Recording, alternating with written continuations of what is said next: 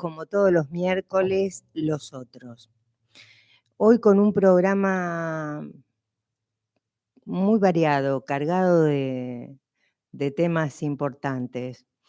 Quiero agradecerles desde ya a mi operador y a mi productora, Dalma Galfrascoli, y a Nico Olechea. Y ahora vamos a hablar de derechos civiles, de derechos humanos, con Marcela Dallavía, abogada, profesora en ciencias jurídicas y políticas, magíster en atención a la discapacidad e inclusión y derechos humanos. Hola Marcela, ¿qué tal? ¿Cómo estás? Hola, Olga, buenas tardes, ¿cómo estás? Qué gusto verte. El gusto es nuestro. Gracias por la invitación. No, por favor. Un tema muy candente hoy, ¿no? Sí, muy candente realmente, muy candente, y bueno, y de alguna manera es para celebrar que lo sea, ¿no? Porque se ha trabajado mucho en pos de la diversidad en los últimos años, y podríamos afirmar sin temor que las personas con discapacidad todavía están luchando por el reconocimiento en nuestra sociedad y por su verdadera inclusión, ¿no es cierto? Sí, absolutamente. Contame un poco qué opinás de la baja en el presupuesto. Bueno, el tema de discapacidad es un tema que viene, digamos, luchándose todo el tema de lo que es las prestaciones de discapacidad desde hace un tiempo bastante largo. Esto no es nuevo, ¿sí? De hecho, todo este año ha habido diferentes, digamos, diferentes protestas de los prestadores por los retrasos en los pagos. Lamentablemente, bueno, es algo más. Yo creo que es un área sumamente sensible y creo que en algún momento esta medida se va a rever porque, bueno, todo lo que tiene que ver con las prestaciones de discapacidad, en una parte son financiadas por el Estado, que esto, digamos, se hace cargo lo que sería el ANDI, y en otra parte se hace cargo la obra social o la prepaga según corresponda. Y después, por supuesto, tenemos las prestaciones que brindan estas, por ejemplo, programas como Incluir Salud, que bueno, esos son, digamos, 100% financiados por el Estado. El problema más grave que tenemos en relación al tema de las prestaciones es el atraso tremendo que muchas veces se registra para el pago de un prestador, por ejemplo, una psicopedagoga, una psicóloga o mismamente un transportista, que a veces tiene que esperar 3, 4 y hasta 5 meses para poder cobrar. Y bueno, obviamente sabemos, en primer lugar, que nadie puede vivir en un contexto inflacionario, digamos, con un retraso tan grande para percibir sus honorarios, lo que le corresponde por su labor, y en segundo lugar que cuando se recibe, lamentablemente también por el efecto inflacionario, no tiene el mismo rendimiento, el dinero, así que son unas cuantas cosas, ¿no? Y en ese sentido, los papás de personas con discapacidad, le cuento un poco a la audiencia.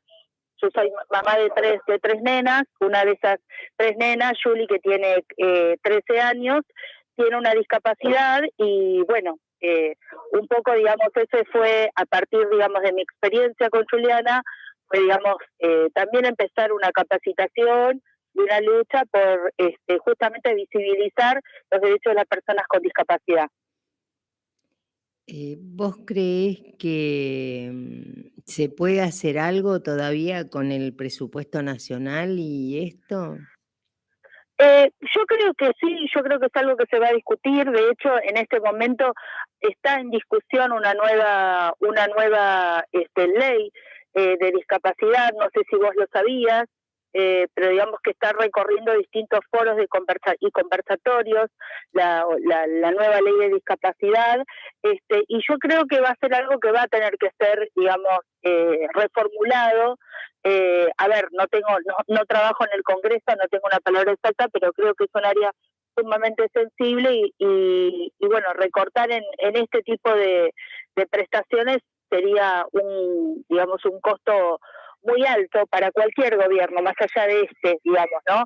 Para Sí, cualquiera que tome. De hecho, sin ir más lejos, mira, ya que me hablas de este presupuesto, yo recuerdo cuando en el año 2019, previo a la pandemia, acá se hizo la segunda cumbre global de discapacidad en Tecnópolis, no sé si sabías, sí, y justamente hubo una protesta en aquel entonces porque también se habían tocado fondos relativos a las pensiones con discapacidad, ¿sí? sí, Por eso te recuerdo. digo, el reclamo por el tema de discapacidad es un es un reclamo transversal, digamos, en el tiempo. Sí, esta lucha no es de ahora, mi acompañamiento no es de ahora. Digo, me parece que esto de concientizar yo lo tengo, yo particularmente, seguramente otras personas también, de mucho tiempo. Esto es como una, casi como una obligación. Esto, la tercera edad. Bueno, Y son los sectores sensibles de nuestra sociedad y que lamentablemente muchas veces están bastante invisibilizados, ¿no? bueno, tan invisibilizado está que, digo, yo estoy como muy enojada de que tenga ya media sanción el presupuesto nacional y a los docentes, a la educación le hayan sacado el 9% y otro tanto a la discapacidad. Me parece, te preguntaba si vos creías que en la segunda votación por ahí alguno reaccionaba. Y después Y yo pienso pienso, que sí, porque hay muchas voces críticas. sabes que no, y te voy a decir por qué. Porque hasta tuvimos diputados que se levantaron justo en el momento de votar. O casualidad, les dio sueño, o casualidad les dio ganas de ir al baño. Una cosa Sí, sí, como muy vergonzosa. Y creo que hay que sí. denunciarlo a esto, que hay que decir esto. No se puede recortar educación, no se puede recortar discapacidad, no se puede recortar salud, ¿no? Es como... Y son derechos sensibles porque son los derechos sociales, sobre todo los que, digamos, de alguna manera atienden necesidades de cada colectivo en particular, ¿no es cierto? Entonces, la verdad que un recorte en discapacidad es algo muy terrible, muy sensible, insisto sobre el punto, lo que te explicaba hace un rato. Bueno, hay otras problemáticas que también están vinculadas, como por ejemplo, qué sé yo, obras sociales, como si vos tenés, por ejemplo, IOMA en la provincia de Buenos Aires, que tiene unos atrasos extraordinarios y que directamente a los chicos, muchos, lo primero que le preguntan a los papás es si tienen esa obra social y No directamente los no trabajan atienden. con esa obra social, cosa que es terrible porque, bueno, uno a veces puede elegir, otras veces no puede elegir a qué obra social pertenece. Y con respecto a esto, bueno, eso es una discusión que hay que darla, hay que salir a luchar. Los padres de los chicos con discapacidad salimos normalmente a luchar. Lo que pasa es que muchas veces estas luchas no siempre están reflejadas por los medios, te das cuenta, No. y bueno, esa es la lucha, ¿no? O sea, quién puede de alguna manera poner este asunto en la agenda pública, que no es menor. Claro, y nunca esperemos que los medios hegemónicos lo hagan, ¿no? Así como muy por arriba dicen, ay, qué barbaridad el recorte del presupuesto, pero nada, es un minuto. Mientras tanto te hablan 2 horas de Wanda Nara o en el noticiero te estoy hablando, ¿no? O Sí, de sí, alguna otra estupidez que no le importa a nadie o sí, sí, que no por hace, eso. no hace a la comunidad. Claro, por eso es tan importante los lugares, ¿no? Porque que se abran espacios para poder justamente visibilizar y poder de alguna manera plantear estos temas. Mira, hace muchísimos años, bueno, no tanto muchísimos, hace 8 años hubo un problema, yo tuve un problema con mi hija con un tema de que justo también fue un momento que se había cerrado la importación, porque había también una crisis muy grande con el tema cambiario, y no había pañales, unos pañales que mi hija necesitaba. Hice una campaña en Change y obtuve casi 70.000 firmas, así que yo lo que les invito a todos es que cada campaña que vean por ahí con respecto a este tema, que la apoyen y la difundan, porque ahora tenemos esta herramienta que son las redes sociales que nos ayudan a difundir esto, porque esto no es no es en contra de nadie, sino a favor de las De personas las con personas discapacidad. con Y esto, absolutamente. Y la solidaridad, la empatía se demuestra con acción, ¿no? es así. Cada uno, yo lo digo siempre, cada uno desde el lugar, todos podemos hacer, dar una firma, una colaboración, el difundir, todos podemos hacer. Esto que Sí, haces sí, vos, es así. digo, a ver, sabiendo cómo es el tema porque lo vivís personalmente, ¿no? Sí, sí, tal cual, tal cual.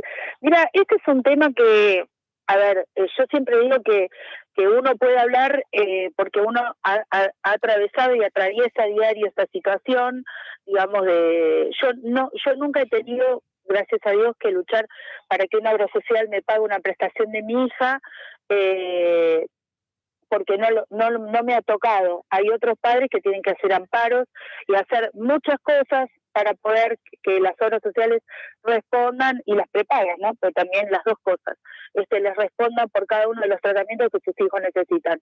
Por lo menos hasta ahora a mí no ha sido mi caso, pero quizás me parece que es muy importante primero y principal, poder concientizar a las personas a las familias de las personas con discapacidad, cuáles son los derechos que los asisten. La ley de discapacidad, la convención para las personas para los derechos de las personas con discapacidad, son todos instrumentos que no solamente están escritos y parecen, digamos, y parecen un texto que no tiene aplicación, sino que es un derecho que está vigente y que se invoca y que se debe reclamar, ¿no? Es parte de, también hablar de estos temas es también parte de formar ciudadanía, ¿no? De estar construyendo ciudadanía, porque muchas veces la gente no reclama por sus derechos, por los derechos de su familiar, porque no los conoce, porque no sabe, porque no hay una, o sea, No no hay una sé, por ejemplo, mira, educación.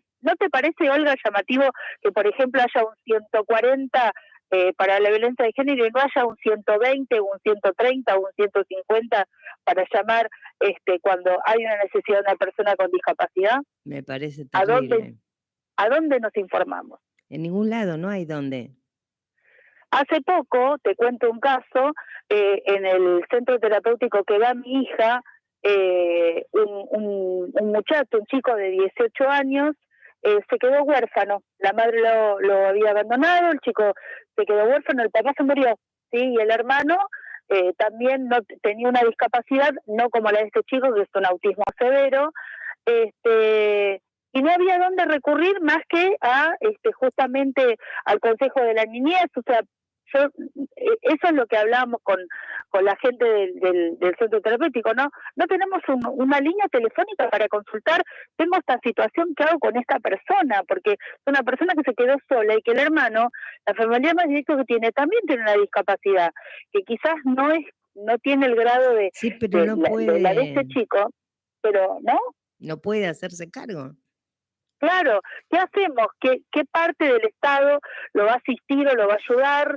Y aparte, a ver, una de las cosas que me parece más importante es que hoy por hoy vivimos en una sociedad en donde primero las redes sociales, la tecnología, nos ponen al alcance de la mano toda la información, ¿no? Bueno, muy bien, existen, no sé, tantas organizaciones y tantas instituciones por parte del Estado. ¿Por qué no poner una línea para atender a las personas a las familiares y a las personas con discapacidad, porque eso también quiero señalar, me parece muy importante, Olga. La discapacidad no es una sola, ni es de un solo tipo, ni pertenece a un grupo etario en particular, ¿está claro? No, hay discapacitados bebés y hay discapacitados abuelos, y de ahí todo el abanico.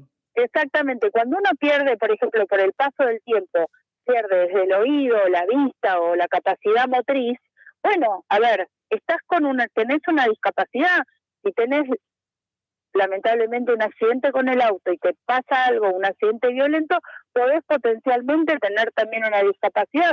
¿Cuántas veces hemos escuchado? Sí. O sea, la discapacidad es algo que no le puede pasar a cualquiera de nosotros, no es a una persona porque nació de una determinada manera. O sea, eventos discapacitantes puede haber a lo largo de toda la vida. Y sí. Esto no hay un seguro de no tener discapacidad. Más bien tendríamos que ser todos un poco empáticos y mirar que nos puede pasar a todos en cualquier momento, y a los familiares, digo, yo no...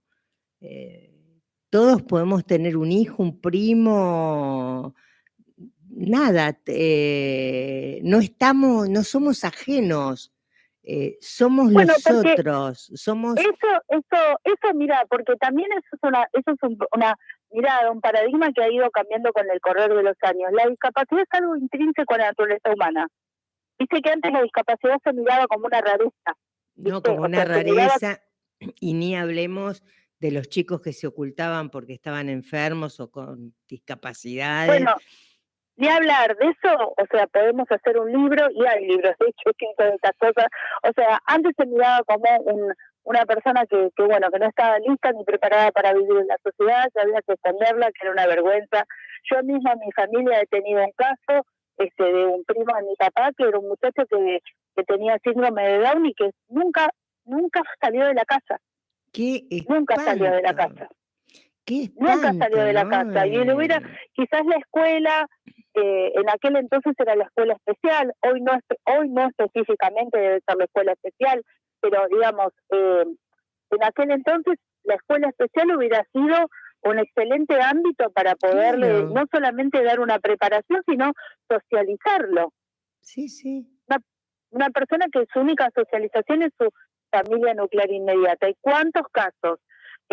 Justamente en oportunidad, como te contaba hace un rato, de la cumbre global de discapacidad del año 2019, que es importante señalar que la primera se hizo en Londres en el 2018 y la segunda se hizo acá en Buenos Aires. O sea, fue realmente un gran evento, los que tuvimos la oportunidad de asistir. Nada, fue algo realmente muy lindo, muy bien organizado. Creo que ahora hay otra, ¿no? Sí, se está haciendo todos los años. Este año no sé dónde fue, me parece que ya se hizo, no recuerdo el país donde se hizo, porque obviamente por pandemia se suspendió. Claro. Pero en ese sentido se señalaba que se calcula que en la población argentina hay 5 millones de personas con discapacidad. 5 millones. La pregunta es, ¿dónde está toda esa gente? ¿Dónde está? Porque uno no la ve, esa gente, ¿se entiende? O sea, te voy a decir algo que esto lo testé, ¿no? Hay una ley que de cupo para discapacitados, de cupo laboral para discapacidad. Y vos sabés que otros cupos se cumplen, te estoy hablando de la administración pública, y no se cumplen los de discapacidad. Hay otros cupos, y no los nombro porque sería también sectorizar, que sí se cubren, no se cubren los de discapacidad.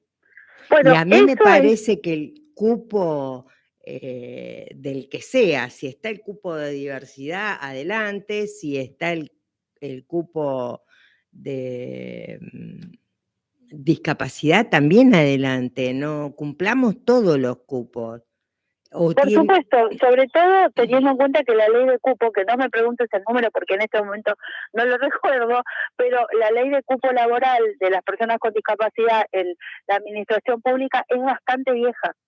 Claro. Es una ley bastante vieja y ese es otro tema porque justamente hoy, digamos, cuando hablamos de discapacidad, se habla de lo que se denomina el paradigma, el modelo social de discapacidad, que tiene que ver con una autonomía progresiva de la persona con discapacidad y de una vida independiente, la posibilidad de tener una vida independiente siempre en la medida de sus posibilidades, ¿no? Porque la realidad es que hoy por hoy, insistimos, no todas las discapacidades son iguales, no todas las discapacidades necesitan las mismas cosas.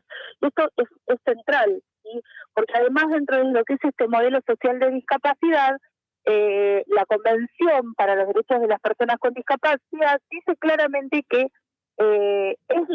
digamos, discapacidad es un déficit que una persona puede presentar, pero que multiplicado por las barreras que le ofrece el entorno, ¿sí? Justamente eso es lo que lo discapacita. O sea, más allá de una característica o un déficit en particular que puede llegar a tener una persona, el problema es que no tenemos sociedades que estén preparadas en términos generales para alojar a las personas con discapacidad. No pasa solamente porque no estaciones el auto en la rampa de la esquina, obviamente, eso ni hablar. Fíjate vos en los edificios públicos, fíjate en las escuelas que han tenido que ir cambiando sus entradas, su infraestructura. Yo siempre a mis alumnos les pregunto, yo tengo esta cosa medio rara, digamos, de que soy mamá de una niña con discapacidad, docente y abogada. Entonces, como que llevo todo esto, digamos, llevo con esto todas las, ¿no? Como que llevo varias problemáticas. Todas juntas. Claro, todas juntas, ¿por qué? Porque también tengo, también todos los que somos, digamos, docentes, peleamos por la educación inclusiva, ¿no? La inclusión en materia de educación, y en lo que estábamos hablando con respecto al cupo laboral, mira, si yo quiero que una persona, de acuerdo a sus posibilidades, pueda tener en el futuro una vida lo más autónoma posible, una vida independiente, un proyecto de vida, porque ese es el punto, las personas con discapacidad en gran manera no tienen proyecto de vida porque, por ejemplo, no pueden trabajar. O sea, no hay lugar para las... Y no todo el mundo, insisto, muchísimas personas con discapacidad tienen cualquier cantidad de habilidades para poder trabajar. Pero entonces, por supuesto. Por supuesto, entonces, desde ese punto de vista, realmente es necesario que se abran, inclusive que haya políticas públicas orientadas a esto, ¿no? Yo pensaba el otro día, por ejemplo, una quita en impuestos, por ejemplo, para incentivar la contratación de personas con discapacidad en las empresas.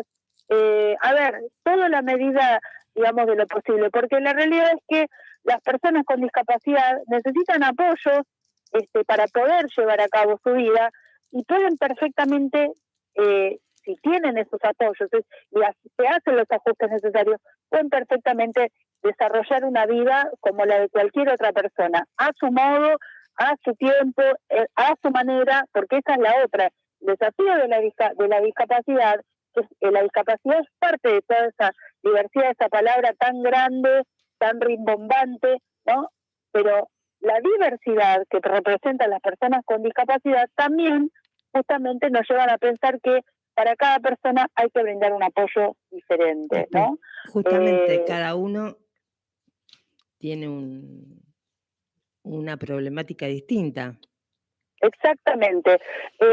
Y por otro lado, es muy importante, esto es lo que te decía, el tema de para poder tener una vida lo más independiente posible. Por ejemplo, en España hay proyectos que digamos que están ya en marcha, por ejemplo, de que el Estado acompaña a las personas con discapacidad que están en condiciones, porque no todas están en condiciones, eso hay que estar muy claro, de, por ejemplo, apoyarlos y tener, por ejemplo, vivir solos, trabajar, y que, por ejemplo, venga unas horas algún tipo, digamos, de acompañante terapéutico para que los ayude a hacer las labores de la casa o los apoyen y los ayuden porque también hay que pensar que muchas personas con discapacidad, no muchas, todas las personas con discapacidad, tarde o temprano, necesitan. se ponen grandes y en muchos casos, que esto es una preocupación para todos los padres, bueno, los padres se preguntan, ¿qué va a hacer de mi hijo, de mi hija, cuando yo Cuando ya no yo no esté? esté, es el tema de los padres. Y recordar, digo, Marcela, que esto es fundamentalmente derechos humanos, ¿no? Exactamente, exactamente. Vos sabés que justamente eh, la otra vez yo soy profesora de Derechos Humanos y le explicaba a mis alumnos que por qué en el contexto internacional ha existido la necesidad de en algún momento sentarse los representantes de las naciones del mundo a escribir algo que se llamó Declaración Universal de los Derechos Humanos. Bueno, habrá sido necesario porque durante la Segunda Guerra Mundial han matado Ponele. a mansalva mucha gente, porque se ha perseguido a la gente, digamos, por pertenecer a un determinado pueblo, a una determinada raza, porque se mató a entre 250.000 y 500.000 personas con discapacidad porque se los consideraba una carga para el Estado, o sea, una representación del otro terrible, ¿no es cierto? Una representación del otro realmente estigmatizadora y nada, como algo declarando descartable, ¿no? Uno lo piensa y es una cosa. Da Entonces, como un poco de miedito. en esos contextos, fíjate vos que en el año 2006 se dicta justamente la Convención para las Personas con Discapacidad. Mirá el año que te estoy diciendo. ¿Por qué después de tantos años de luchar por los derechos humanos y que, como vos decís, se ha hecho tanto en materia de diversidad, por qué todavía a la humanidad le hizo falta sentarse a escribir un documento para que quede para todo el mundo para afirmar que las personas con discapacidad son personas con derechos? Es Absolutamente es fuerte. así. Marcela, se me terminó el tiempo, pero te quiero volver a invitar para hablar de la ley, exactamente de la ley, qué derechos, para que nos cuentes específicamente qué derechos se tienen, cómo manejar los derechos. ¿Cómo no? Por Muy, supuesto, muy Olga. agradecida por tu entrevista y nada, te mando un abrazo grande. Muchas gracias, Olga, por esta oportunidad y bueno, no solo en mi nombre, sino en nombre de todas las personas, de las familias y de las personas con discapacidad que seguramente nos están escuchando. Muchísimas gracias, un abrazo.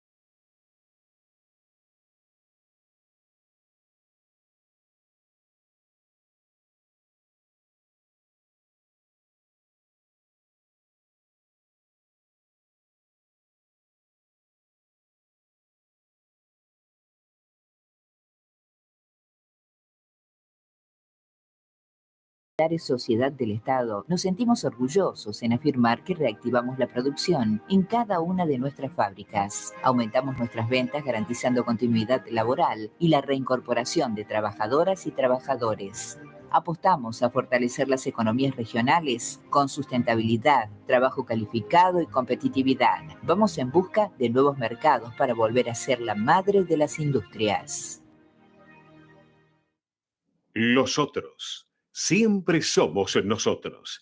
En el clásico horario del regreso por Radio del Pueblo.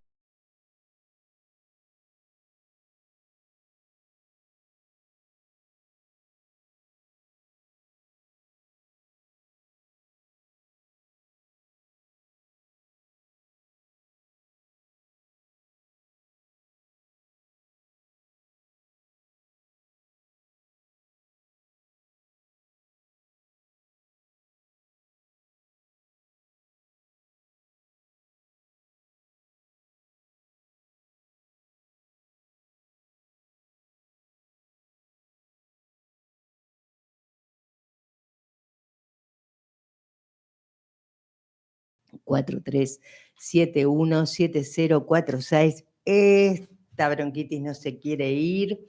Vamos a hablar de un tema, vamos a hablar de arte. Vamos a hablar de una obra y nos acompañan para esto el director y actor Ernesto Michel y un amigo actor, Eduardo Caruglio. Buenas tardes, ¿cómo están? Hola, Olivita. ¿Qué tal? Gracias Bien. por invitarnos. Tu obra, no, el gusto es mío. Tu obra se llama Florecer. Ah, no. No, es otra.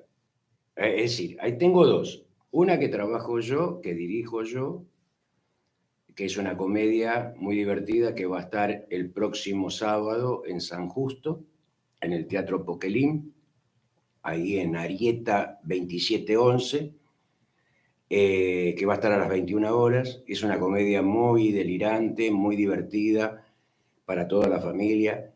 Es muy linda, la gente sale muy contenta de ella, tenemos situaciones muy cómicas. Y aparte de eso, el lunes 14 hacemos Florecer en Otoño, que es una obra del escritor Miguel Rothenberg, padre de Carlos Rothenberg, y lo vamos a hacer en el Teatro Regina a beneficio de la Casa del Teatro. Eso va a ser el lunes 14 a las 20. Repetinos el nombre de la obra que van a hacer en San Justo, dirección. No. La obra se llama Tango, Religión y Muerte, una comedia muy divertida que va a estar en el Teatro Enrique Pinti, Arieta 2711, en San Justo, a las 20 horas. ¿En esa obra actúas vos? Actúo y dirijo yo. ¿Y quién más? Está Jorge De Vita, Ricardo Truppel y Sebastián Cruz, que es nuestro asistente de dirección. Bien. ¿De qué trata más allá? La obra se trata de tres amigos que se encuentran después de muchos años, después de 35 años, y uno de ellos viene de Europa con la mala fortuna de que se separó, y entonces con la tristeza que tiene se quiere suicidar. Y justo va a la casa de uno de los compañeros nuestros, o sea, de los tres que siempre estábamos juntos, y se empastilla, y de pronto se desmaya totalmente, y el que llega a la casa, que es el dueño de casa, lo ve frío y dijo, murió. Y ahí se empiezan a suscitar una serie de situaciones muy cómicas, muy delirantes, hasta que de pronto tratamos de convencerlo de que no se mate. Es muy linda, estuvimos haciendo una gira muy amplia este año, empezamos en febrero de este año y no paramos. Por suerte no paramos, nos llaman de todos lados, fuimos a Concepción del Uruguay, a San Juan, a Merlo, a San Miguel, a Loma de Zamora, Villa Gesell, Mar del Plata. Estamos haciendo una gira bárbara y esta fecha última va a ser en en San Justo, y ya hay algunas fechas, claro, algunas fechas propuestas para seguir con la gira. Acá en Capital. Acá en Capital estuvimos un mes, justo teníamos un impas de fecha, dijimos, bueno, vamos a reponerla acá, y la verdad que nos hizo muy bien. En el teatro que yo dirijo, que es el Teatro Fray Mocho. Ah, sí, sí. Sí, en el Teatro Fray Mocho, que está ahora en Arauz y Córdoba. Casualmente le estaba mostrando a Caruncho hoy dónde estaba antes el viejo Teatro Fray Mocho en el año 50, ahí en un garage que hay ahí ahora. Y bueno, acá por Perón, justamente. Perón 1522. Y bueno, nada, estamos haciendo cosas ahí en el Fray Mocho. ¿Qué están haciendo en el Fray Mocho? Estamos haciendo obra, ensayo, estamos preparando otro espectáculo sobre Chekhov, una adaptación mía que dirijo, y haciendo algo sobre Haroldo Conti, dos cuentos de Haroldo Conti, que es El Álamo, Carolina, y El Último, que eso lo hace Ricardo Alé. Y vamos a estrenar ahora el sábado 19, a las 21:30 horas. Lo otro, que se llama Perchejo, estamos... Original. Sí, Perchejo, porque somos tres, hay un perchero en escena, y hacemos 3 cuentos de Chekhov, que uno es Trágico a pesar suyo, El daño que hace el tabaco a la humanidad y El canto del cisne. En ella trabajan Carlos Piromali, Ricardo Piris y Jorge De Vita, también con la asistencia de Sebastián Cruz. Y ahí en esto y estoy haciendo otra más, dirigiendo, preparándola, que se llama De lo que queda del agua, que es de Adrián Allende, y trabaja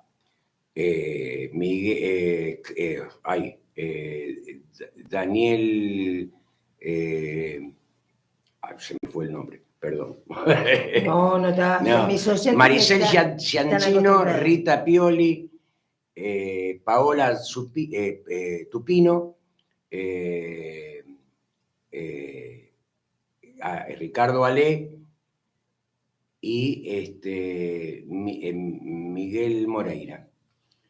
Y ahí, bueno, estamos preparando la obra, tratando de sacarla adelante. ¿Esto lo buscamos en cartelera? Sí, todo eso sale en cartelera, en alternativa teatral, todo, sí, sí. ¿Cómo, económicamente, cómo se está manejando, cómo están manejando las producciones, milagrosamente? No, sí, sobre todo milagrosamente. El tema es que tenemos la suerte de que varios del elenco tienen móvil, entonces nos manejamos con los móviles esos, pagando la nafta. De coches. Claro, pagando la nafta, por supuesto, y yendo a Borderó a como de lugar. Por ahora, por suerte, estamos yendo muy bien y nos llevamos. No se te pueden pedir entradas, entonces. Que no tengo todavía entradas porque no estrené. Pero sí pueden, mencionando el programa, para Teatro Fray Mocho, 2 por hora. Yo te voy a mandar. Por una. Yo te voy a mandar todas las obras y en consecuencia, y bueno, vos lo manejás. Dale, dale, me parece interesante. Entonces, ¿no hay apoyo ni del Estado? Sí, no. Para mantener la sala hay subsidio, sí. Subsidio de la nación y subsidio de la ciudad, eso sí. Ah, bien. Que por supuesto, a como están los costos hoy, no alcanza para nada.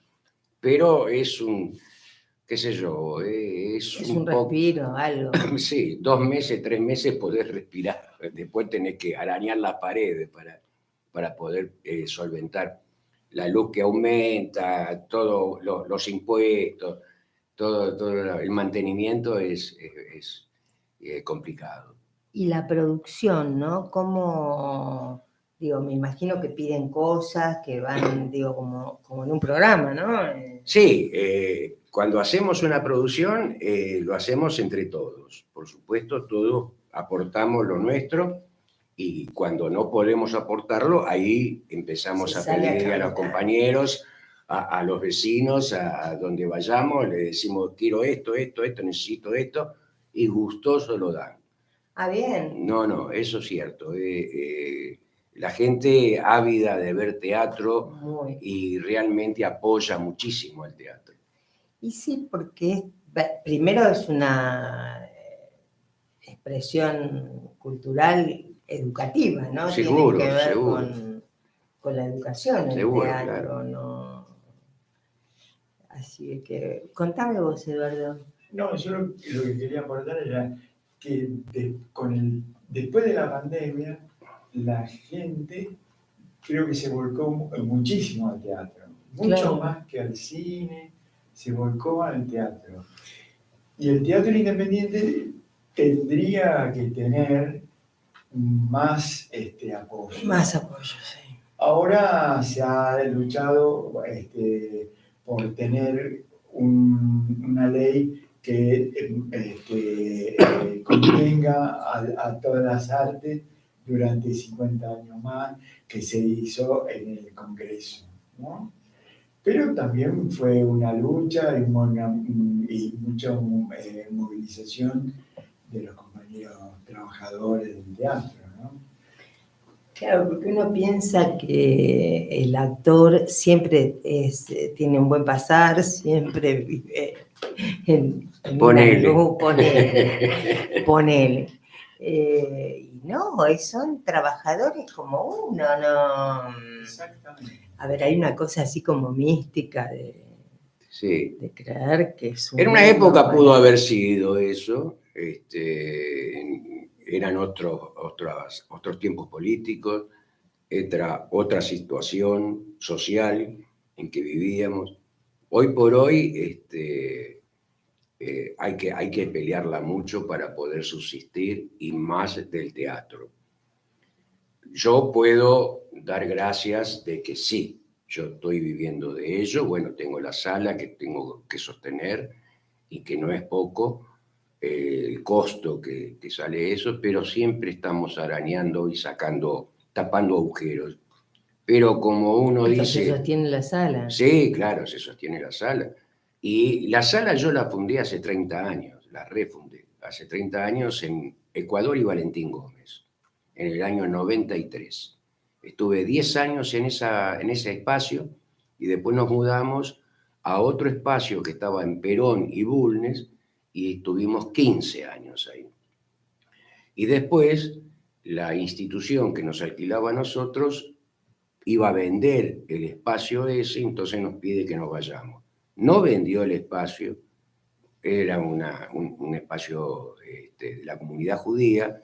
Se pelearon entre dos asociados, digamos, dos corrientes políticas, y me dijeron, bueno, mirá, vamos a vender, y no se vendió nada. La sala está abandonada y adentro, con cosas mías, incluso que yo dejé. Un desperdicio, ¿no? Sí, también totalmente. Una sala cerrada.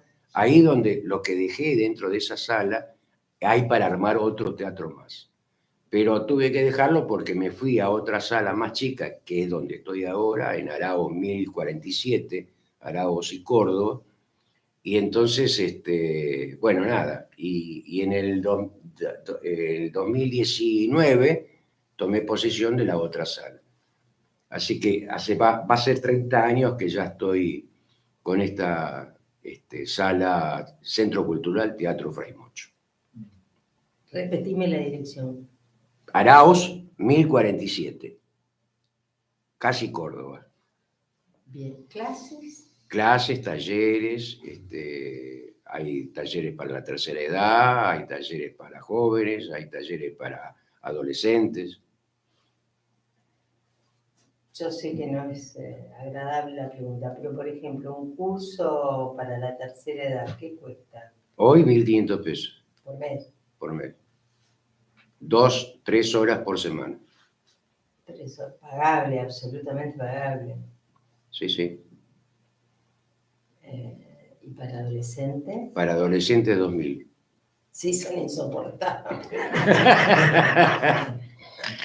Ay, yo, dicho sea de paso, me van a perdonar, me No, acabo por de favor. agarrar la baba. Hoy tengo que festejar, hoy festejo que mi nieto cumple 20 años. Ah, mira. Entonces, un beso muy grande a Facundo, que es lindo, inteligente, educado. Bueno, que se está babeando toda. Olga, por Es favor. ¿Qué voy a decir? No es espuma, es la baba. La baba, exacto. La abuelita. Y sí, a todos. Son, ¿cómo explico? Ustedes que son actores, que tienen que hablan con el cuerpo. Yo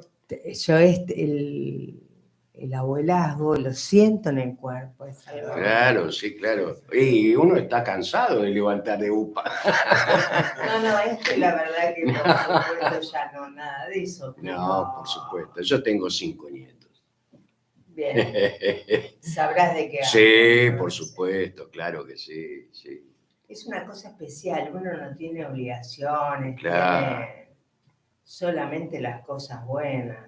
Claro. Yo no, eso creo que es el valor agregado, ¿no? Seguro. Que uno no tiene nada, está para acompañar y para divertirse. Claro. Yo la verdad que la paso, y mis 2 nietos son adolescentes, tengo este y tengo una que va a cumplir 18 también, ¿qué voy a decir? Bellísima, inteligente, estudia teatro. Ah, mira.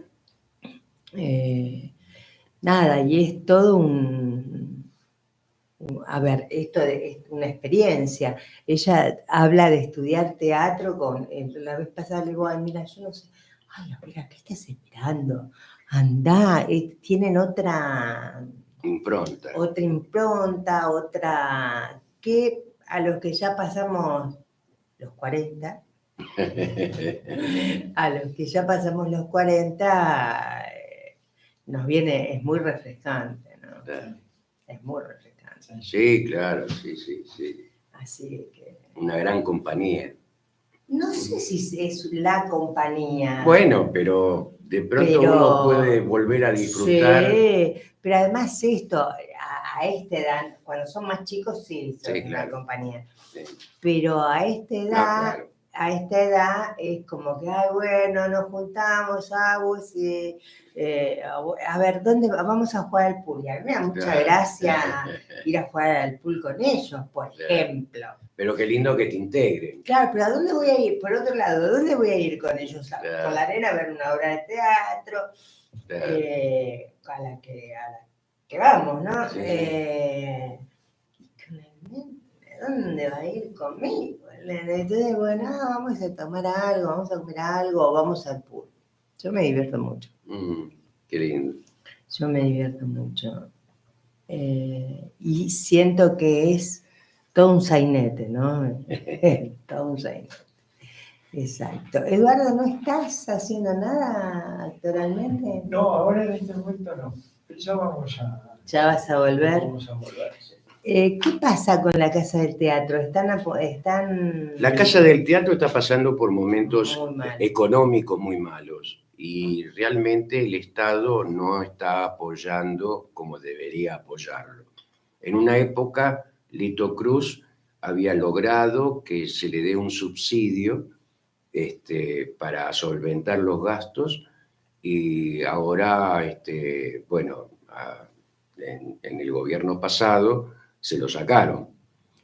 Entonces, ahora tiene que estar vendiendo ropa de famosos, haciendo feria americana con ropa de famosos y tratando de pedir de todos lados un peso como para poder solventar eso. Entonces, ahora la Casa del Teatro, que es Linda Pérez, la presidenta, le alquiló, o sea, el Teatro Regina, y en consecuencia nos permiten a nosotros con Florecer en Otoño hacer una función a beneficio de la Casa del Teatro. Que se hace el 14. Que se hace el 14, el lunes 14 a las 20 horas. Contame qué es Florecer en Otoño. Florecer en Otoño es una historia muy linda, casi Romeo y Julieta de mayores. Porque se trata dentro... Yo hablo mucho de la tercera edad, mirá qué bueno, ¿no? Todo se desarrolla dentro de un geriátrico. Y hay una serie de situaciones a raíz de que viene una interna nueva, que por voluntad se va a ese geriátrico y se suscita una serie de cosas muy, muy tiernas, muy divertidas, pero aparte divertidas, y la escritura de Miguel Rothenberg, que tiene 88 años, es muy dulce, muy tierna, y me combinó a mí a que la dirija, y bueno, junté un elenco muy lindo, y ahí estoy con esa obra hace ya un año. Qué buena idea y que... Muy linda, la verdad el hijo ayuda mucho a la casa también. ¿Quién? Rothenberg. Sí, Carlos Rothenberg, sí. Bueno, tuvo algo que ver con la Linda Pérez. Sí, tuvo apenas, estuvo unos años. Sí. Mientras estuvo haciendo esta unipersonal. Sí. No seré. Pero tengo marido. Exacto. Bueno, en la época de la pandemia se formó Artistas Solidarios, que el Teatro Fray Mocho se dio el espacio donde se juntaban mercadería que se repartía no solamente a la Casa del Teatro, sino a muchos actores que estaban en una situación complicada. Y hoy, bueno, hay muchos actores han vuelto a trabajar, pero como decía Pocho, la Casa del Teatro sigue teniendo este problema. Bueno, hay que volver a pedir el subsidio. Me tengo que despedir de este bloque. Si se quieren quedar, pensé, si no, salud. No, yo lamentablemente tengo un ensayo que me están esperando. Lamentablemente no, qué bueno que tengo un ensayo. Sí, es verdad, sí. Bueno, agradezco la entrevista. La agradecida soy yo. Agradezco la entrevista y espero que puedan venir los que viven en San Justo, que se vayan por la calle Arieta, al Teatro Enrique Pinti. Ahora lo ponemos. Y el sábado 5 estamos con Tango, Religión y Muerte, una comedia delirante y muy divertida, a la cual no se van a arrepentir. Prohibido para tristes. Bueno, un gusto. Dale. Saludos a... Gracias. Gracias.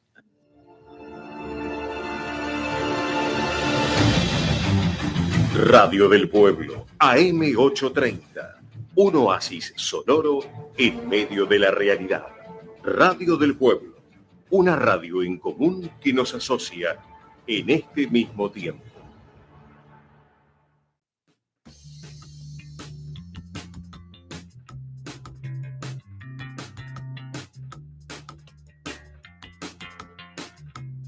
Voces 830.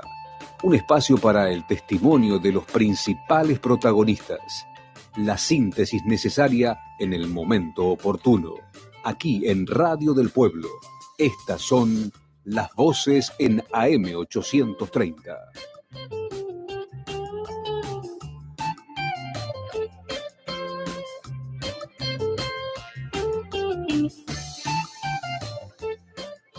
Estamos en diálogo con Carlos Roberto. Él fue concejal en Vicente López y desde hace unos años se está postulando.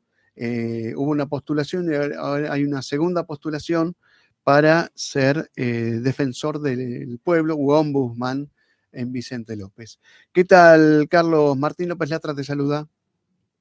¿Qué tal? Muy buenas tardes, Martín. Gracias por el llamado. No, gracias a vos por atender. Y bueno, me enteré por ahí justamente que, bueno, vos te habías vuelto a postular para el cargo de defensor del pueblo en Vicente López o defensor ciudadano en Vicente López, y que, bueno, por estos días se va a estar desarrollando alguna audiencia importante o se va a estar celebrando directamente la selección, ¿no?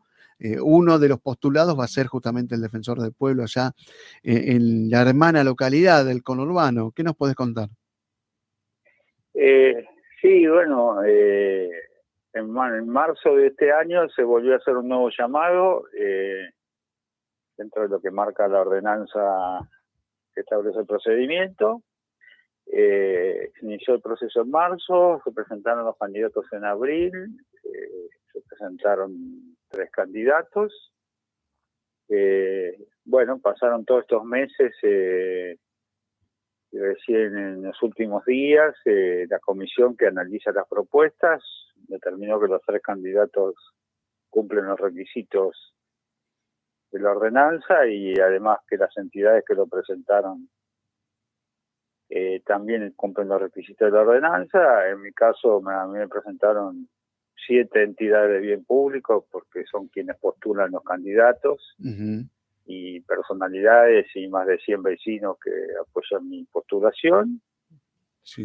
Nosotros habíamos propuesto la posibilidad de que hubiera una reunión pública de los 3 candidatos con los concejales y abierta al público y al periodismo, cosa que no ocurrió.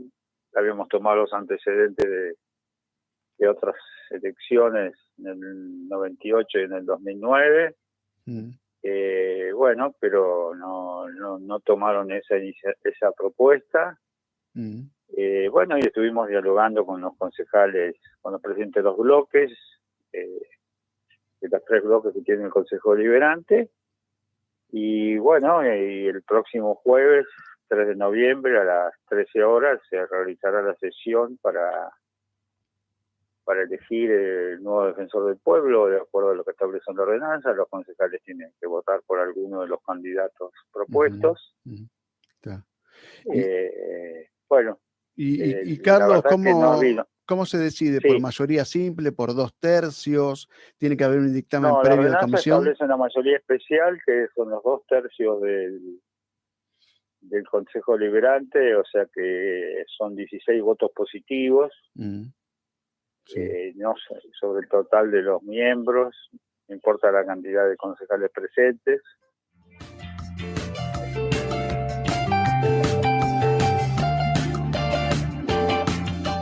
Esto fue Voces 830 por Radio del Pueblo, AM 830. Comunicate con nosotros. Escribí a voces830@gmail.com.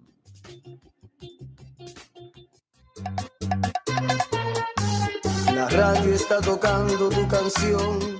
Las 4 estaciones del año, siempre junto a usted. Un oasis sonoro en medio de la realidad, con sus voces y su música. Radio del Pueblo le propone buena compañía. Radio del Pueblo, AM 830. Una radio en común que nos une en estos tiempos. Mi dulce amor de ayer. 12 caras y una moneda. La realidad y la necesidad de nuestra gente. Los otros, siempre somos nosotros.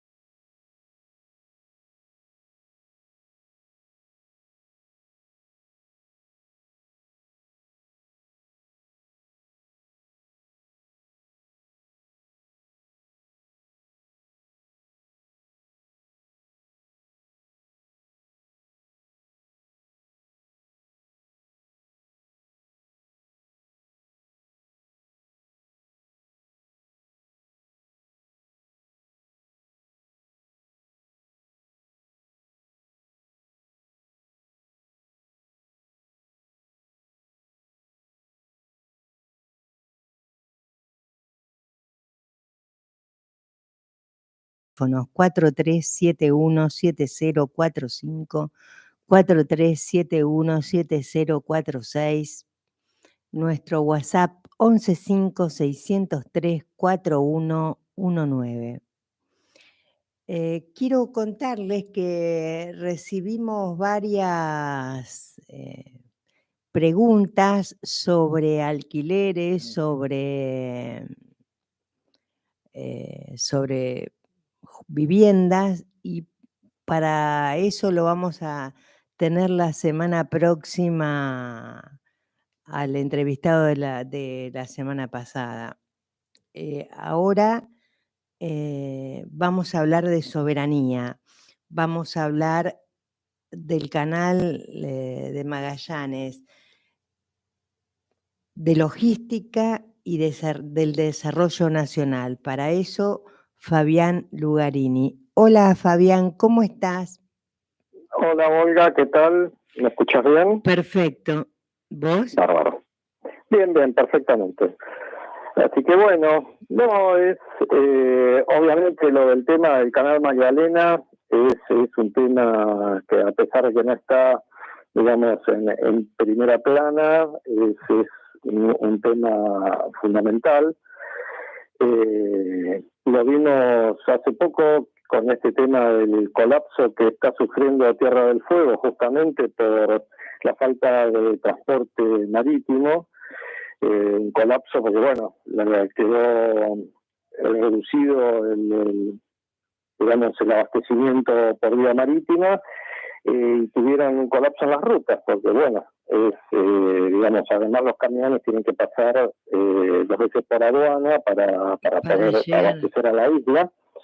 Y bueno, este es un problema que tiene nuestra Patagonia, digamos que teniendo todo ese litoral marítimo, prácticamente la única conexión que tiene con el resto del país es a través del camión, ¿no? Lo cual también representa un incremento en los costos de todo lo que se consume en la Patagonia. Encarece muchísimo, ¿no, Fabián? Un 35%, sí. Vos pensás que nada más que por mes, para llevar las 12.000 toneladas de aluminio que se venden, que no se exportan, que produce Alvar en Puerto Madryn, se necesitan 400 camiones para llevarlo a la provincia de Buenos Aires, donde después se utiliza como insumo para otros productos.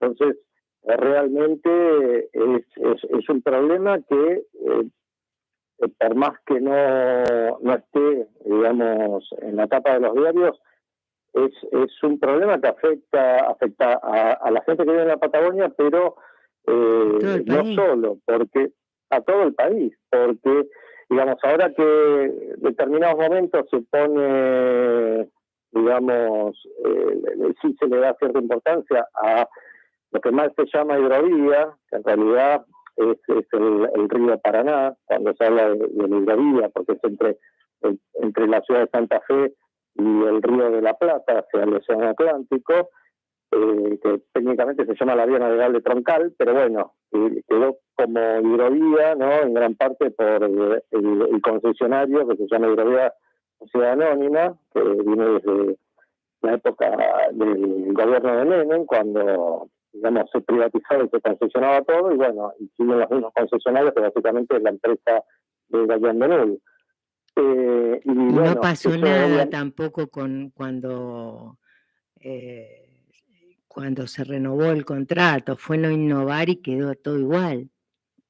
Sí, ahora, bueno, está a cargo de la Administración General de Puertos, pero la administración, hasta que se resuelva la nueva licitación, pero bueno, la Administración General de Puertos contrata a Jan Benul para hacer el dragado, ¿no? Y el tema es que, bueno, por la hidrovía, o mejor dicho, por la vía navegable troncal, el río Paraná, circula, digamos, casi el 90% de las exportaciones del país. Y eso realmente, bueno, obviamente es una cuestión fundamental. lamentablemente de esos 4.400 buques que circulan por el Río de la Plata y el Paraná, son todos de bandera extranjera, por lo cual Argentina pierde 5.000 millones de dólares al año en concepto de fletes, a sacar nuestros productos e importar los productos que se traen del exterior. Pero además de eso, tenemos otro agravante que justamente esto conecta con el tema del Canal Magdalena, es tanto para entrar como para salir del Paraná, de la vía navegable troncal o la mal llamada hidrovía, se utiliza el canal de Punta Indio. El canal de Punta Indio atraviesa en forma perpendicular al Río de la Plata, o sea que está en una zona que por el Tratado del Río de la Plata es de soberanía compartida con el Uruguay, con la República Oriental del Uruguay. Entonces, digamos, para entrar y salir estos buques que van hacia el Paraná, tienen que pedir autorización a las autoridades uruguayas, porque es soberanía compartida. Entonces, bueno, y obviamente por la forma que está trazado este canal, digamos que conecta el Río de la Plata con el puerto de Montevideo, porque, digamos, para que los oyentes se den una idea, no es que los grandes buques pueden atravesar el Río de la Plata por cualquier lado. Hay lo que se llaman canales, son canales, digamos, que están bajo el agua, pero que es lo que permite la circulación de los grandes buques portacontenedores, los buques metaneros que abastecen de gas licuado, los cruceros, digamos, recorren estos canales para poder atravesar el río, si no, no hay forma. Entonces eso se draga y, digamos, transitan por estos canales, estos buques, grandes buques. Y bueno, el Canal Magdalena es un canal natural, pero que se utilizaba en el siglo XIX, pero que obviamente ya en el siglo XX con digamos, la expansión en el tamaño de los buques, ya dejó de poder utilizarse sin dragado. Es un canal que corre paralelo a la costa bonaerense y digamos, en los cuales digamos, no hay una soberanía compartida en esa zona. Ese canal de Magdalena, en el 2013 se habilitó, la Subsecretaría de Puertos y Vías Navegables de ese entonces habilitó digamos, el proyecto de dragado del Canal Magdalena para que se puedan utilizar por los buques, los grandes buques modernos, y se llamó una licitación en el 2014. Todo eso se paró en el 2015 con el cambio de gobierno, ¿no?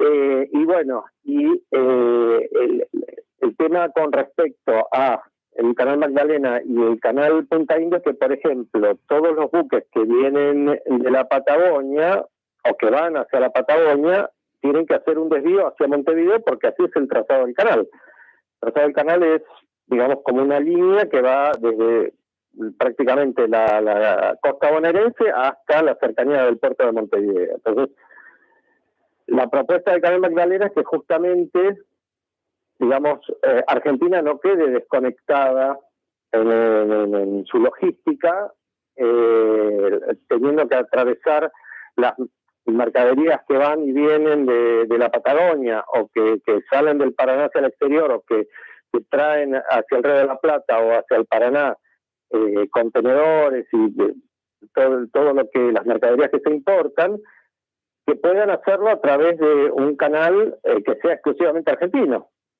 y no tener que estar atravesando, que además tiene una serie de dificultades técnicas, el canal de Punta Indio. El año pasado quedó varado un buque metanero, porque justamente porque es más estrecho de lo que es el Canal Magdalena, porque es un canal artificial, no es un canal natural como el Canal Magdalena. Y quedó trabado todo, por 2 días quedó trabado el comercio exterior argentino, en forma análoga, por suerte por menos tiempo, pero a lo que pasó en el canal de Suez cuando quedó atravesado un buque portacontenedores. Entonces, bueno, digamos, ahora hay una comisión que está dirigida por el interventor de la Administración General de Puertos, justamente para llevar adelante el dragado y construcción de este canal. Se ha incluido en el presupuesto que se votó recientemente en el Congreso, el presupuesto para la realización de esta obra. Bien. Y bueno, esperemos que finalmente se lleve a cabo, pero es, digamos, a lo mejor es difícil explicarlo, ¿no? Así radialmente, sin tener un mapa ¿no? Adelante, pero es, digamos, lo que posibilitaría la conexión entre nuestros puertos marítimos y nuestros puertos fluviales, entre el sur y el norte argentino. En estos momentos todo tiene que indefectiblemente desviarse hacia el puerto de Montevideo, ¿no? Y esto es lo que también hace que el comercio marítimo con la Patagonia, el transporte marítimo con la Patagonia, se ha dejado de lado porque, bueno, este desvío hacia Montevideo, además de la cuestión de soberanía y todo eso, obviamente encarece los costos. Absolutamente. Entonces, realmente es el Canal Magdalena es un tema fundamental y es complementario de lo que suceda en la vía navegable troncal, ¿no? En el Paraná, porque bueno, es la única forma de que nuestro país ejerza una soberanía logística plena, no teniendo que estar dependiendo en definitiva de otro país para digamos, hacer comercio de cabotaje. Claro. Es un buque que sale de Puerto Madryn, de Río Gallegos, para llegar a Campana, Zárate, tiene que pasar por Montevideo, lo cual es una locura. Y que además también, a ver, los buques, sobre todo por las dificultades técnicas que tiene el canal de Punta Indio, que representa gran parte de los atascamientos que suceden en la vía navegable troncal, tienen que esperar de 3 a 16 días los buques, porque, bueno, pueden pasar de a 6, nada más, de a 6 buques por vez, por este canal, ¿no? Y mientras tanto están en zona de espera. Y los buques, obviamente, un buque cuesta, tenerlo parado cuesta de esa magnitud, cuesta $25.000 diarios, ¿no? Y además se les provee desde el puerto de Montevideo toda una serie de servicios que el puerto de Montevideo le generan entre 100 y 150 millones de dólares por año. Si estuviera habilitado y en funcionamiento el Canal Magdalena, eso podría hacerse la parte de abastecimiento y logística para esos buques que circulen por el Canal Magdalena en distintos puntos de la costa bonaerense. Entonces, todo ese dinero y generación de empleo que provoca la cuestión de servicios para los buques que circulan, quedaría en la provincia de Buenos Aires. No, Fabián, sí. Tengo que cerrar, pero voy a ver si sé que estás de acuerdo conmigo en esto. Esto es soberanía pura, esto es soberanía nacional. Esto no tiene que ver con lo comercial que nos hace a la soberanía nacional. ¿No es cierto? Totalmente, sí, por supuesto. Lo que pasa es que, digamos, una cosa va de la mano de la otra, porque cuando entregamos soberanía, aparte siempre vamos a tener también un perjuicio económico. Digamos, no es gratis eso.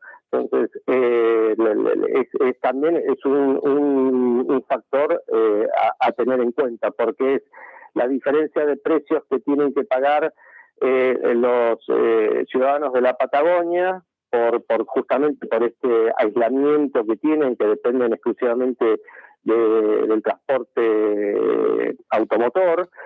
Es los 5.000 millones de dólares anuales de flete, de divisas que se dan al exterior por los fletes que tenemos que pagar, pues no tenemos buques con bandera argentina para que, digamos, realicen el comercio exterior. Entonces son todos los 100 a 150 millones de dólares que se lleva al puerto de Montevideo por los servicios que le prestan a los buques que circulan por el canal de Punta India en lugar de circular por el canal de Magdalena. Entonces, son todos dinero, divisas, recursos económicos que se van del país y que podrían justamente estar aplicados a tantas cosas que en estos momentos el país está necesitando. Claro.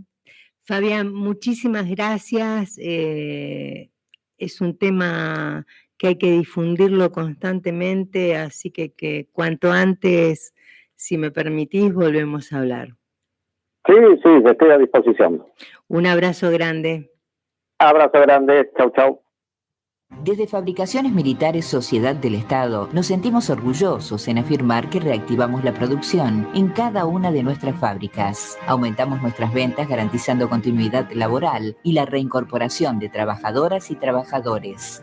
Apostamos a fortalecer las economías regionales con sustentabilidad, trabajo calificado y competitividad. Vamos en busca de nuevos mercados para volver a ser la madre de las industrias. Los otros. Siempre somos nosotros. En el clásico horario del regreso por Radio del Pueblo.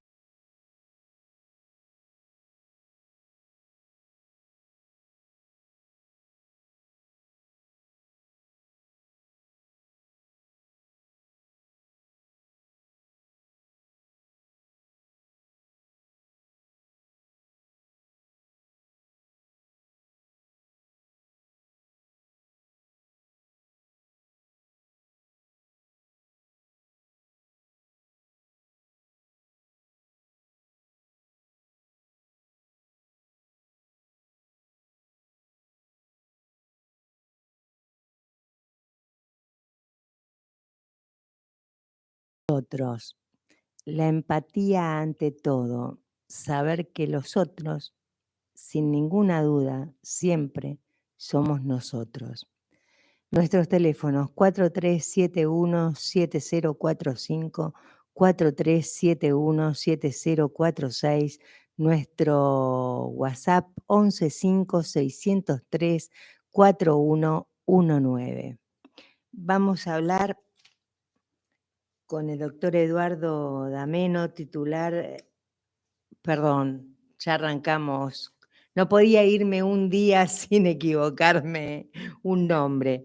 Vamos a hablar con el doctor Osvaldo D'Ameno, titular de Paz Ciudadana, experto en seguridad y fue candidato a diputado por Vamos con Vos. Hola, Osvaldo, ¿cómo estás?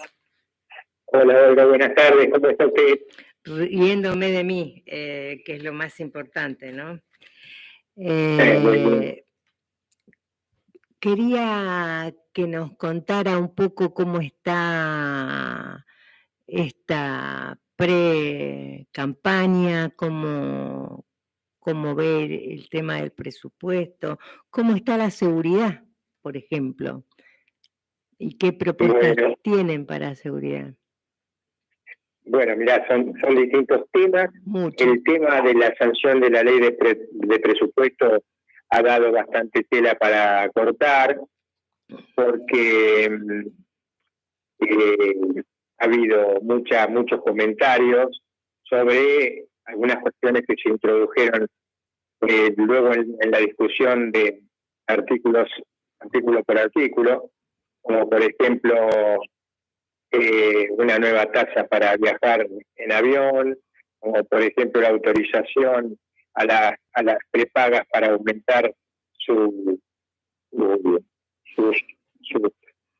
honorarios, la posibilidad de darle a las empresas a Edenor y Edesur poder pagarle a Camecha en 9 años mejor mes la deuda que tienen.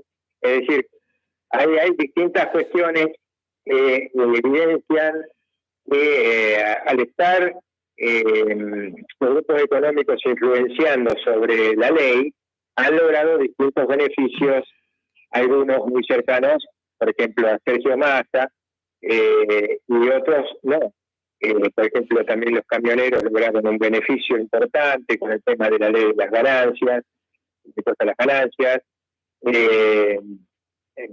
Los jueces estuvieron también en la cuestión. Con la vergüenza de que algunos que se llaman nuevos políticos, estoy tratando de acordarme la frase que usan, libertarios, etcétera, etcétera, se levantan y se van. Dan el quórum, porque dice, ay, no votaron, no se abstuvieron. No votaron a favor, pero tampoco votaron en contra. Ni siquiera se abstuvieron, se fueron, que me parece de una cosa tan desagradable, ¿no? Exactamente, porque ellos tienen un discurso muy en contra de determinadas cosas, pero luego no lo sostienen en los hechos. Por ejemplo, de todo lo que estamos hablando, pero para eso ellos no son la casta política, ladrona, vieja, etcétera, todo lo que dicen, ¿no? Claro. Pero bueno, es con lo que hay que convivir. A mí me enoja profundamente el recorte que se ha hecho a discapacidad y a educación, ¿no? Es como muy serio. Es muy serio porque son dos temas muy importantes para la vida nacional. La educación necesita el apoyo del gobierno y el apoyo de toda la ciudadanía para proyectar, para que los chicos puedan tener igualdad de oportunidades, para ponerla en el nivel que nosotros queremos que esté. Y la cuestión de la discapacidad es muy sentida por todos, porque no se puede recortar en determinadas áreas, como esta, por ejemplo. No, pero bueno, y ahora volviendo a lo más personal, ¿cómo está el tema político? ¿Cómo, digo, ya tenés algún proyecto? ¿Vas a formar alguna lista? Bueno, mirá, yo estuve con Florencio Randazzo la semana pasada, el día jueves, reunidos en Buenos Aires, y bueno, él mantiene su idea de no votar ningún aumento de impuestos, de seguir apoyando la realización de las PASO, de seguir sosteniendo la boleta de papel única, la ley de alcohol cero para conducir, que él también tiene mucha injerencia en eso. Y bueno, pero en lo que atañe a la actividad política en sí, nosotros pensamos que la sociedad está un poco cansada de la grieta, y que la grieta se está dirigiendo hacia límites muy grandes, es decir, se está radicalizando la grieta. Entonces, a ambos lados las posiciones están cada día más extremas. Fíjate vos como ayer o antes de ayer Patricia Bullrich peleó con un ministro de la Reta, prácticamente en público, o si no fue en público, alguien dejó trascender el video de lo que pasó. Pero además, esa pelea con propios, ¿no? Ni siquiera con entrenados, con propios.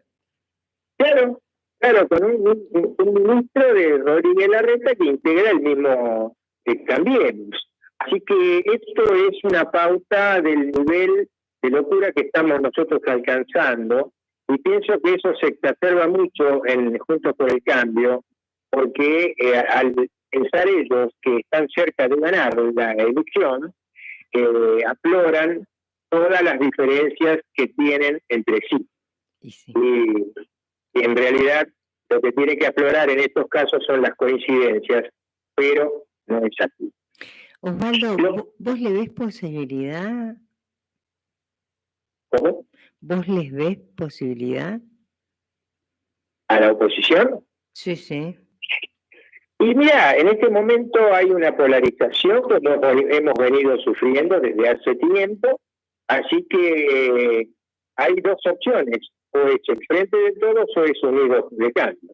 Ahora nosotros lo que pensamos es que la gente, hay un porcentaje muy grande de la población que lo que quiere es que haya una instancia superadora, una posibilidad electoral que pueda superar la grieta, y hay mucha gente que está pensando en eso. Así, por ejemplo, el gobernador Schiaretti en Córdoba, el bloque federal acá en la provincia de Buenos Aires, con Randazzo, con Tamaño, con Toto Rodríguez, todos los muchachos. Hay una parte importante del socialismo, está Juan Manuel Urtubey también, Monzó. Hay una parte importante del radicalismo que podría integrar este tipo de conversaciones. Así que me parece que respetando los tiempos de algunos que están gestionando algún municipio o alguna provincia, respetando los tiempos de cada uno, se puede llegar a acordar una buena instancia que le permita a la población tener una posibilidad más. Y luego, si tenemos la suerte de conformarla y de ganar, llamar a una reconciliación de los argentinos para proyectarnos entre todos al futuro. Es un sueño, pero estamos trabajando para convertirlo en realidad. Sí, yo creo que además es indispensable una reconciliación. Sabemos quiénes son los malos, quiénes son los peores,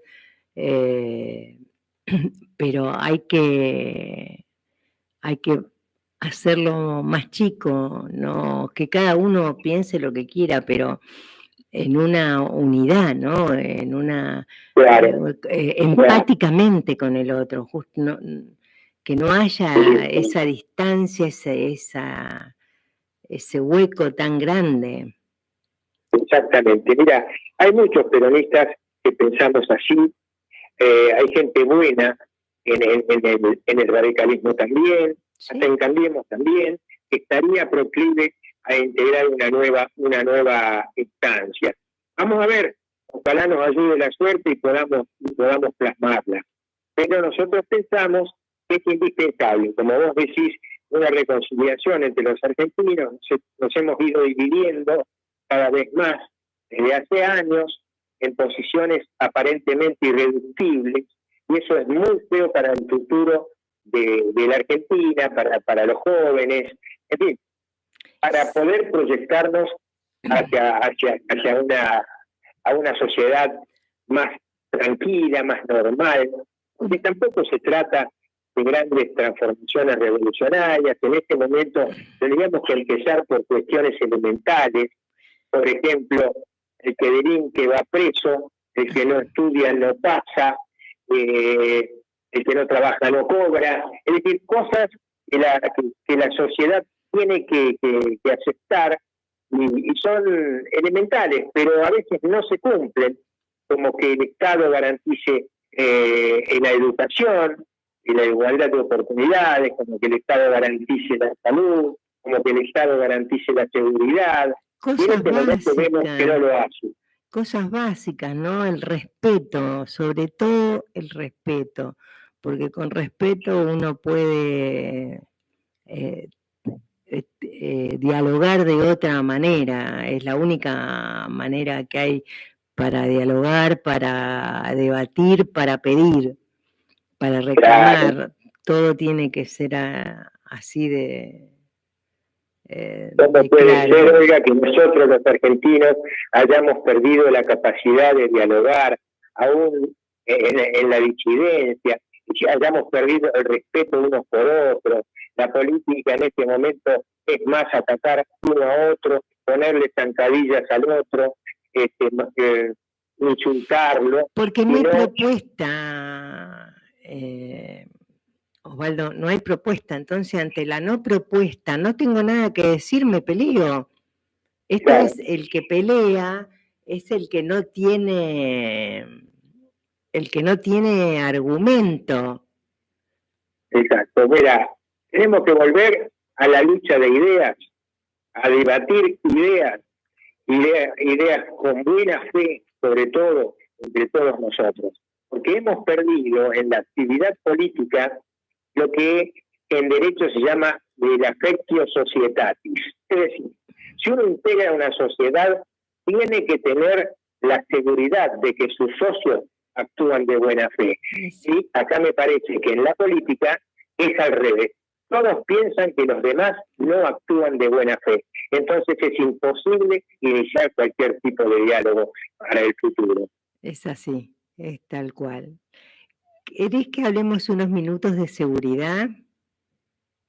No, ¿cómo no? Mirá, acá tenemos en la provincia de Buenos Aires, nosotros, un problema organizacional, porque el ministro, por ejemplo, Berli, pareciera que está allí para comentar las desgracias que nos pasan todos los días y no para intentar solucionarlas.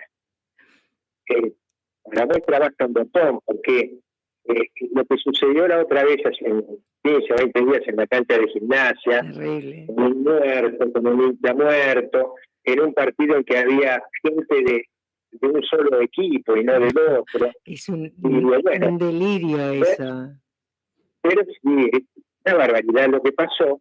Y el ministro dijo que el club había vendido algunas entradas de más, lo cual no es cierto, porque yo estoy bastante vinculado a la actividad y no es así. Pero sonó más a buscar una excusa o a buscar otro culpable y no asumir la propia responsabilidad. Sí, es más fácil. Ayer antes de ayer que mataron al empresario que le quisieron robar la moto. Bueno, pasó lo mismo. Berni nuevamente dijo que bueno, que el autor del hecho lo había dejado libre la justicia. Es decir, parece que las máximas autoridades de seguridad están tratando de evadir su propio trabajo, es decir, bueno, busco a ver quién es el culpable, cualquiera menos yo. Y eso es muy malo para la conducción de la fuerza policial. La policía necesita que la conduzcan con claridad, con firmeza, y además que se respeten las leyes y los reglamentos y que den el ejemplo a los que están al frente. Y eso es lo que está faltando. Sí, mucha cámara, mucha exposición, mucho vedetismo, ¿no? Bueno, claro, no se puede conducir desde la televisión a una fuerza de 90.000 personas como es la policía de la provincia de Buenos Aires. Uno puede ir a la televisión, como no, y explicar cuáles son sus planes. Todo, pero es demasiado. No me acuerdo en qué incidente. Él estaba en un canal de televisión y se quedó, estaba sucediendo el hecho y él se enteró después. Claro. Sí. Por eso es muy difícil ese tipo de cosas. Después, por otro lado, el Ministerio de Seguridad atiende en La Matanza, cuando en realidad la sede normal y natural tendría que ser en la ciudad de La Plata, en la jefatura de policía. Desconocía ese dato. Sí, es así.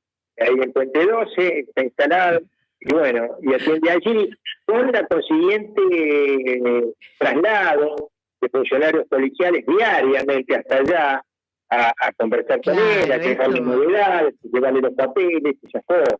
Y eso produce un desgaste absolutamente innecesario. Por otro lado, yo creo que es necesario que la comunidad tenga un rol participativo en la seguridad. La comunidad puede intervenir en la prevención de la violencia y del delito. Nosotros lo hemos venido diciendo desde hace años y es una estrategia que debería ponerse en funcionamiento en cada lugar, en cada pueblo, en cada institución. La sociedad puede tener planes, programas, proyectos, incluso acciones en pro de la prevención, por supuesto, con la participación de las autoridades policiales, pero también con el conocimiento de cada zona que tienen los vecinos. Por supuesto. Eso produciría un beneficio, que es que todos nos involucremos un poco más y asumamos un poco de responsabilidad en estas cosas que están pasando. Osvaldo, te agradezco muchísimo la participación en el programa, te mando un abrazo y bueno, te voy a convocar para que nos sigas poniendo al tanto. Muchísimas gracias, Olga. Es un placer conversar con vos y con tu audiencia. Te mando un abrazo a vos y a todos tus colaboradores. Muchas gracias.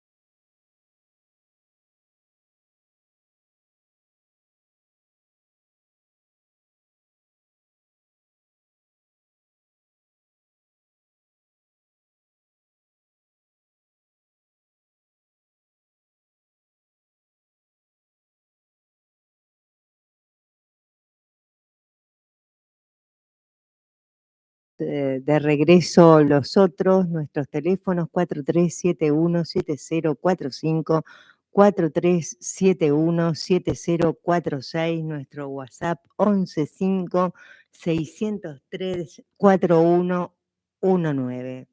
Vamos a hablar con Yvonne Blanchett Bennett, creo que se dice así, yo que me especializo en dar mal los nombres.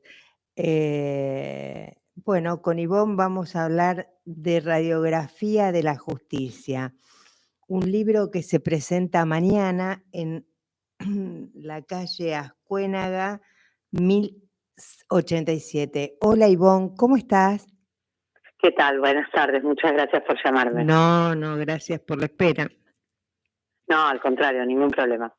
No sé si dije bien tu nombre, Brigitte. No, pero no hay ningún problema. Siempre es difícil decir mi nombre es Yvonne y el apellido es Blanchett, pero estoy acostumbrada. Sí, bueno. Es complicado.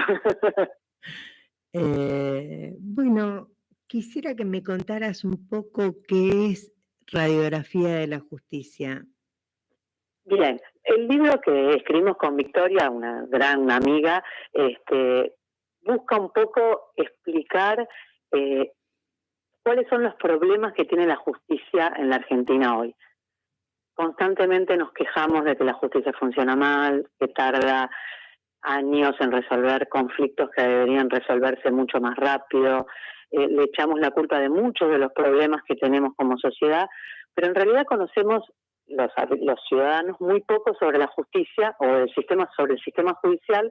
Entonces la idea fue hacer un breve recorrido explicando el porqué de muchas de estas cosas. En realidad no son un problema exclusivo de la justicia, sino que tienen que ver más con un diseño que viene de la Constitución y que tiene sus orígenes en otra cuestión, y no solamente en los jueces, en los fiscales, que también tienen problemas, por supuesto, sí. Pero bueno, que no es solamente eso, que viene más allá, para tratar de entender un poco por qué las cosas son como son. Contanos un poco cómo son. Sí, son complicadas. Son complicadas. Sí, son complicadas. Todos los días vemos en los diarios, en los noticieros, en los portales, que hay muchos problemas de seguridad y le echamos la culpa a la justicia, que también tiene a veces que ver con la entrada de personas que les imputan delitos, pero salen rápidamente sin castigo, o muchas personas que están a años detenidos sin un juicio que se lleve a cabo, entonces están también mal detenidos. Eso tampoco es lo correcto. Por otro lado, vemos muchos poderosos, o escuchamos juicios a muchos poderosos que no terminan nunca o que terminan de una manera abrupta cuando deberían haberse seguido investigando. De un lado y del otro, siempre, porque tenemos la sociedad dividida en dos y a veces no nos quedamos contentos con el resultado de ninguna de las cosas que pasan. Y ese es un gran problema. Sí, perdón. Sí, no, es así, no hay, ninguna de las partes se siente satisfecha. Satisfecha con la respuesta. Justamente es un problema que tiene la justicia muy grande, es que la palabra de la justicia no la cree nadie. Sea un juicio laboral, un juicio civil quizás es más fácil de resolver porque en general se pueden poner de acuerdo, un divorcio, uno dice, bueno, se ponen de acuerdo, pero no siempre pasa, que tardan y no se ponen de acuerdo, y otra vez empezar con régimen de tenencia, con régimen de alimentos, ni que hablar de los juicios penales, no. Mucho peor los juicios federales, que son los que ocupan en general la tapa de los diarios o los primeros títulos de los portales y los títulos de hora tras hora de los programas de los canales de noticias. La palabra de la justicia está devaluada y ese es un problema que tiene la justicia, pero también es un problema que tiene la sociedad, porque la sociedad necesita resolver sus conflictos de alguna manera que sea lo más civilizada posible. Justamente por eso se inventó un sistema como el que tenemos, con jueces, con fiscales y con defensores que intentan resolver los problemas, y no vamos con palos por la calle tratando de resolverlos nosotros. Esa fue la original, digamos, de organizar un sistema judicial. Porque además todo está atravesado por la justicia, desde el acto de inscribir a un niño, desde que nacés, ¿no? Exacto. Todo, a ver, normalmente si un niño nace en un matrimonio o en una pareja sin conflictos, no debería participar un juez. Ahora bien, hay una adopción de por medio, participa un juez. Hay un juicio filatorio, participa un juez. Hay un problema con un niño, una denuncia de lo que sea en una escuela, puede ser por bullying, puede ser por abuso, porque escuchamos y siempre participa un juez. Olvidémonos de los problemas de seguridad, como el que vimos el otro día con el señor que le robaron la moto y lo mataron. Hay un montón de otros hechos que participa la justicia, un contrato que no se cumple, un problema de defensa del consumidor, participa la justicia. Estamos atravesados por la ley, porque es la manera, es el lenguaje del Estado. ¿Y quién interpreta esa ley? La justicia. Entonces necesitamos que la justicia funcione. Absolutamente. Y ¿sabes qué? Cuando hablamos de la justicia y hablamos de las leyes, yo trato de decir algo que seguramente la mayoría de la gente sabe, pero otra como que lo tiene más borroso. La justicia funciona con leyes que fueron creadas en el Congreso de la Nación. Y más allá de la diferencia de los poderes, ¿no? Cada poder en su momento, autónomamente, hace lo suyo. Entonces, es todo un recorrido el de la justicia para observar, ¿no? Totalmente. La justicia, por supuesto, que interpreta las leyes, la sociedad funciona con leyes. Cada poder, como bien nos dijiste, el Poder Ejecutivo tiene una función y a veces tiene que, por ejemplo, vetar una ley que no está de acuerdo con el momento político del país. Pero a su vez, la justicia interpreta las leyes que el Poder Legislativo sanciona. Y por otro lado, el Poder Legislativo tiene que, en su caso, realizar un juicio político de un miembro de la Corte que sea denunciado. O sea, todos tienen su función y a su vez se controlan entre ellos. Hay un sistema que está ideado para que ninguno se pueda explayar de más en su poder, por decirlo, aprovechar de su poder. Sin embargo, vemos que el sistema judicial funciona mal, el Poder Legislativo se reúne poco, el Poder Ejecutivo a veces no alcanza porque el Poder Legislativo no cumple, porque el Poder Judicial tampoco cumple. Estamos en un problema bastante complicado. Sí, sí. Y digo, también esta cosa de todos los medios, todo el tiempo hablando mal de la justicia. Y sinceramente, es un problema. A mí no me gusta porque es una institución. No. Entonces, digo, seguramente debe haber jueces que no merecen ser llamados jueces y seguramente hay políticos que no merecen ser llamados políticos. Pero lo cierto, y esto lo digo desde mí, desde el conocimiento personal, yo fui la mujer de un juez que murió pobre entre comillas, ¿no? Alguien que toda su vida vivió con su sueldo. Sí. Que es que hay muchos de esos, la mayoría. Por supuesto, entonces cuando a mí me dicen la justicia, por favor, un poco más de respeto.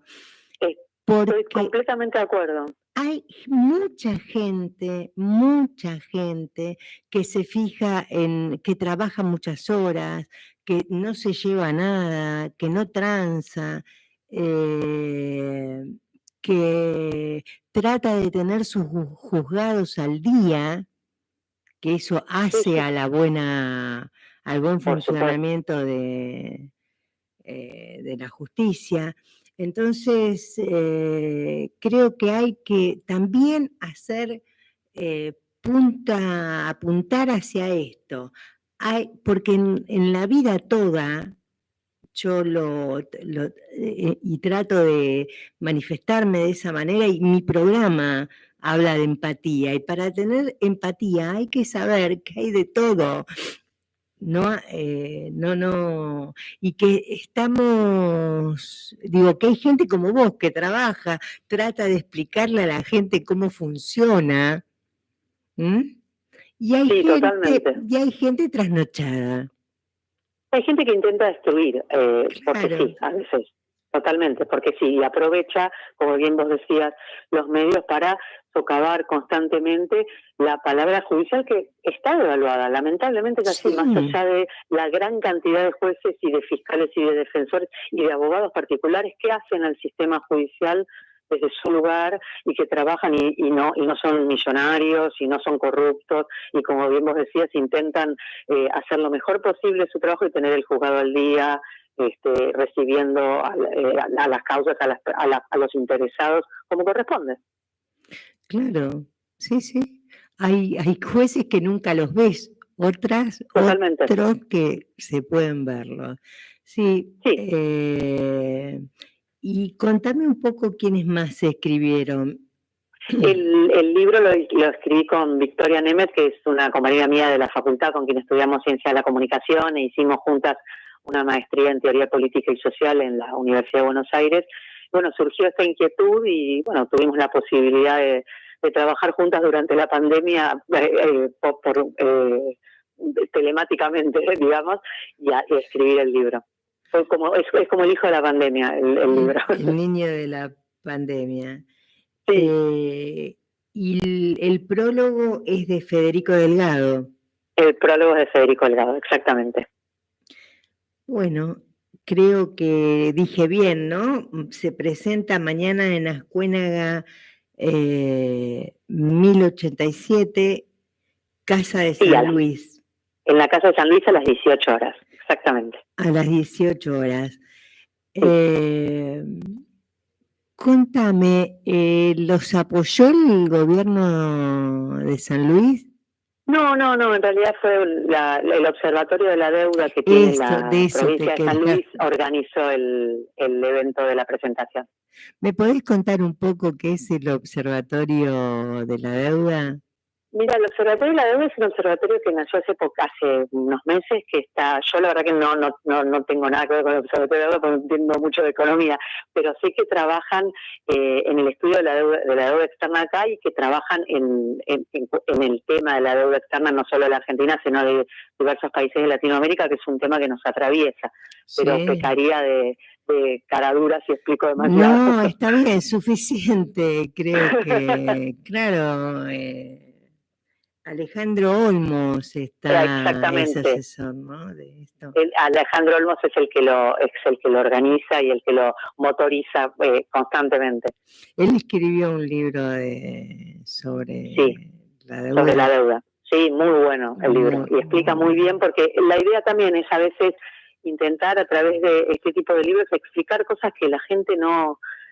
como bien vos decías antes, por los medios no es que se malinforman, porque la gente no tiene mala intención, prende la tele y le dicen las cosas y las ve como se las dice el periodista que está, y no siempre cuenta con todas las herramientas para poder entender bien qué es lo que está pasando, porque en los medios no te las dan. Entonces, bueno, con estos libros buscamos justamente eso, tratar de que la gente entienda un poco mejor de qué vienen estas cosas y por qué las cosas funcionan de esa manera, o por qué ocurren de tal manera con el tema de la deuda, ni hablar, que es mucho más complejo aún. ¿Sabes? Esta cosa de educación ciudadana, ¿no? Porque es explicar el rol de cada institución seriamente, no como algo genérico, pasatista.